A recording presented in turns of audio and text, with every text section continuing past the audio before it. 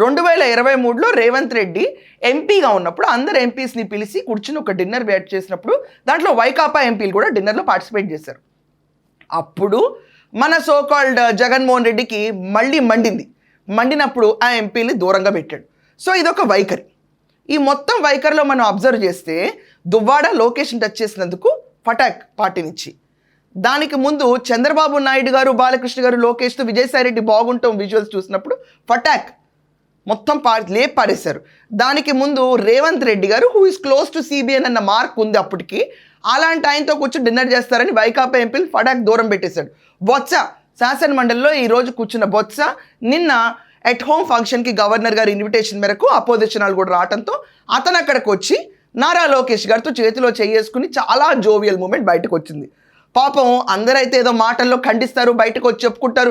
విజయసాయిరెడ్డి కంటే ఒక బ్యాక్గ్రౌండ్ ఉంది, ఒక ఎక్స్ప్లెనేషన్ ఇస్తాడు.